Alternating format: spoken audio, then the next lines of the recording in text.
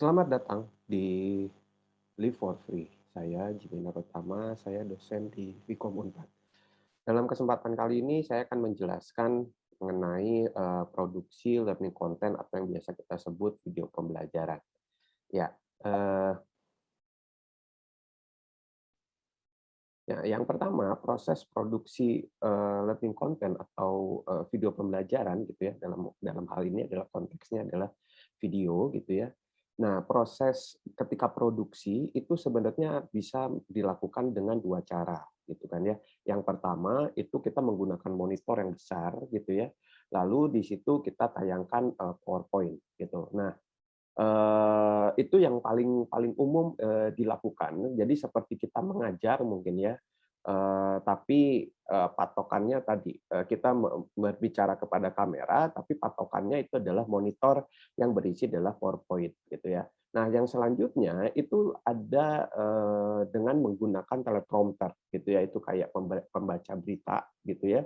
Nah, jadi kalau misalnya menggunakan teleprompter itu yang dijadikan patokan itu bukan PowerPoint tapi adalah skrip. Jadi kita benar-benar membaca benar-benar sama apa yang kita baca dengan apa yang kita ucapkan gitu ya. Jadi kan berbeda kalau PowerPoint itu adalah poin-poin yang pada akhirnya kita jelaskan, tapi kalau misalnya menggunakan prompter kita adalah menggunakan skrip yang benar-benar kita baca sesuai dengan apa yang ditulis tadi gitu. Nah, tulisan tadi akan terbaca dengan menggunakan teleprompter seperti itu. Nah, dari kedua jenis produksi tadi gitu ya, baik yang menggunakan monitor atau yang menggunakan teleprompter, ujung-ujungnya ketika dalam proses editing dosen itu akan menyerahkan semua filenya gitu ya, atau pada akhirnya tim produksi akan melanjutkan proses itu ke editing. Nah, bagaimana supaya editing ini gitu kan ya akan lebih sesuai gitu ya dengan apa yang diinginkan oleh dosen dan apa yang nanti dilakukan oleh seorang editor seperti itu. Maka itu dibutuhkan storyboard gitu ya. Storyboard nanti fungsinya adalah untuk memberikan informasi-informasi gitu ya atau patokan-patokan ketika dosen berbicara apa, maka gambarnya keluar apa atau slide-nya atau PPT-nya dikeluarkan slide keberapa seperti itu. Nah, eh, jadi dalam di e-learning sendiri gitu ya, memang yang paling didorong gitu ya ketika melakukan produksi itu adalah produksi yang kedua tadi yang menggunakan teleprompter dan menggunakan skrip gitu. Kenapa gitu ya? Karena di sini fungsi skrip itu sangat-sangat sangat-sangat penting gitu loh, sangat penting dan sangat menguntungkan pada akhirnya, sangat membuat produksi itu akan menjadi lebih efisien, seperti itulah. Ini berdasarkan pengalaman kami juga ketika melakukan produksi gitu ya. Yang pertama, fungsi dari skrip itu adalah membuat proses produksi menjadi lebih efektif dan lebih efisien. Seperti tadi saya bilang gitu ya, perbedaannya ketika patokannya PowerPoint, kemungkinan salah gitu ya, kemungkinan berpikir gitu ya, dalam menentukan kosakata apa yang akan diomongkan dan lain sebagainya, itu pada akhirnya menghambat gitu ya, dibandingkan dengan kita menggunakan skrip. Oke, ketika dibandingkan masalah,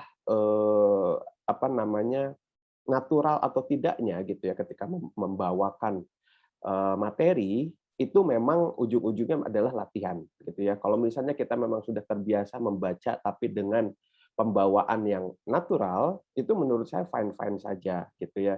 Tapi umumnya umumnya orang ketika patokannya PowerPoint atau tadi dengan PowerPoint dengan menggunakan monitor tadi, umumnya terjadinya kesalahan, terjadinya retake dan lain sebagainya itu cenderung jauh lebih lebih sering gitu ya, sehingga dari waktu itu jauh lebih efisien tadi menggunakan teleprompter tadi atau menggunakan skrip.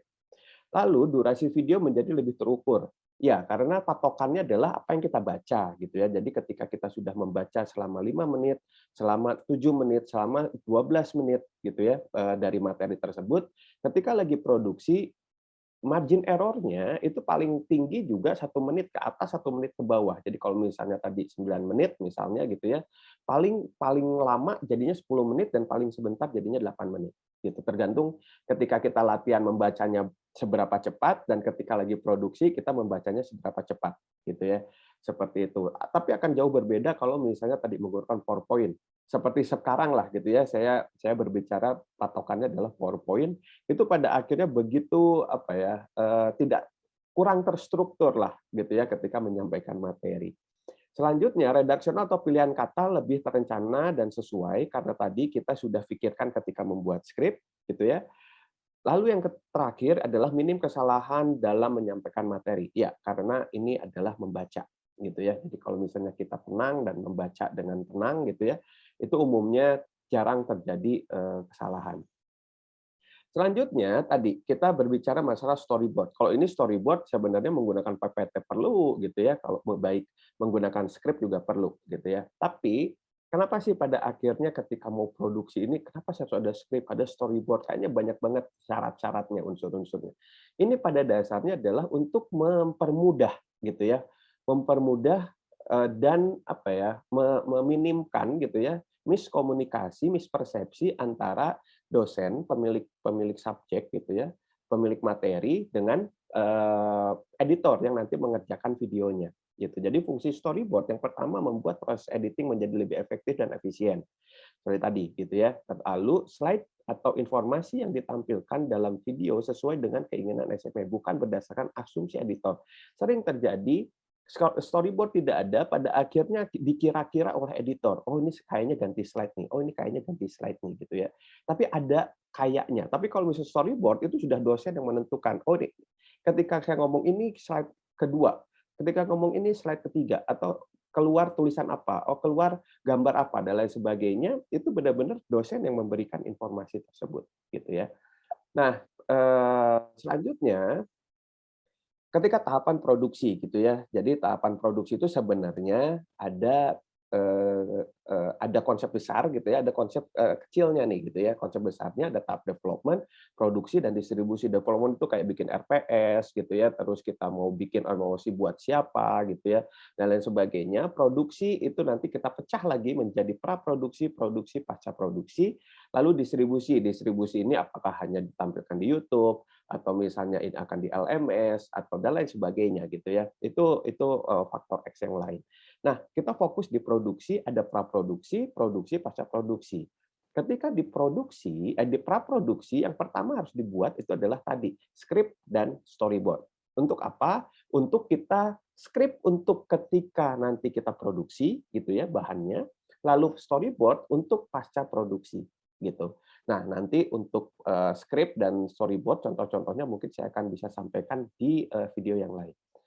Selanjutnya ketika produksi, apa yang perlu diperhatikan? Umumnya ketika di e-learning kita akan produksi menggunakan green screen, gitu kan ya. Maka ada beberapa yang harus diperhatikan dan wajib dilakukan, gitu. Yang pertama tidak menggunakan baju berwarna hijau, karena menggunakan green screen otomatis, gitu kan ya, apapun warna yang berwarna hijau itu akan ikut hilang atau tembus pandang, gitu kan ya, seperti itu.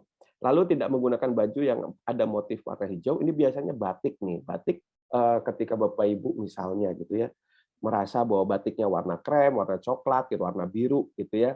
Tapi ternyata tidak sadar bahwa ada ternyata corak warna hijau meskipun itu kecil.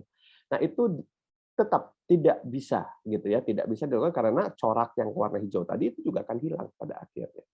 Lalu tidak menggunakan motif baju dengan motif kotak-kotak rapat gitu ya. Nah, ini kayak misalnya saya menggunakan baju kotak-kotak juga, tapi ini merupakan masih baju kotak-kotak yang aman gitu ya, tidak rapat. Kalau rapat itu benar-benar kecil-kecil gitu ya. Nah, itu akan menimbulkan flicker, begitu juga dengan baju yang polanya garis dan rapat-rapat gitu ya. Itu juga akan menggunakan akan menghasilkan flicker gitu ya pada video, akan ngeflick gitu kan ya, seperti itu. Lalu tidak disarankan, kalau ini tidak disarankan ya, jadi boleh-boleh saja sih gitu ya. Tidak disarankan menggunakan baju warna putih polos, jadi warna baju putih saja gitu ya. Akan lebih baik kalau misalnya menggunakan baju warna putih diikuti misalnya dengan jas atau blazer gitu ya. Itu akan menjadi tidak terlalu dominan putih karena apa? Karena putih itu nanti ketika ditembak oleh lampu itu akan ngeblok warna putih umumnya seperti itu, sehingga lipatan-lipatan baju, lekukan-lekukan baju kain itu akan hilang gitu ya. Jadi tidak natural pada akhirnya. Nah, mungkin itu saja sih materi yang akan saya sampaikan. Semoga bermanfaat. Sampai bertemu di video selanjutnya. Terima kasih.